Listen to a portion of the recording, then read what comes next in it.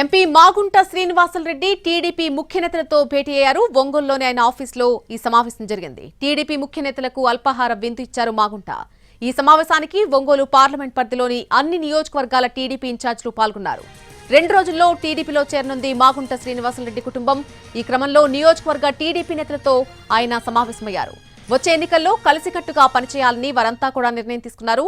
అందరి గెలుపు కోసం సమిష్టిగా కృషి చేద్దామని టీడీపీ నేతలకు భరోసా ఇచ్చారు మాగుంట.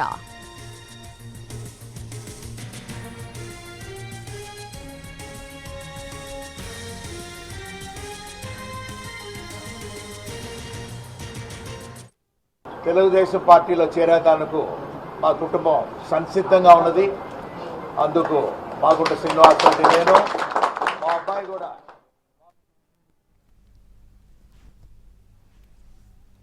చంద్రబాబు తమ కుటుంబాన్ని టీడీపీలోకి ఆహ్వానించారని అన్నారు మాగుంట. టీడీపీలో చేరడానికి సిద్ధంగా ఉన్నామని చెప్పారు. తనకు రిటైర్మెంట్ వయసు వచ్చిందని, తన కుమారుడు రాఘవరెడ్డి వచ్చే ఎన్నికల్లో పోటీ చేసే అవకాశం కల్పించాలని కోరామన్నారు. రాఘవరెడ్డికి ప్రకాశం జిల్లా నేతలు ప్రజలు ఆశీస్సులు ఇవ్వాలని కోరారాయన. తెలుగుదేశం పార్టీలో చేరేదానికి మా కుటుంబం సంసిద్ధంగా ఉన్నది.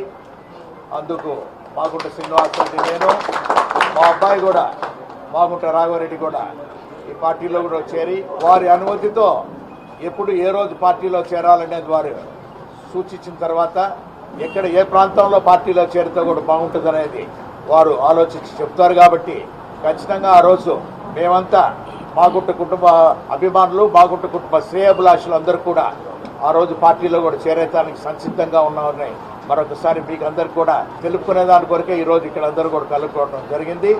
ఆశీస్సులు ఇవ్వండి.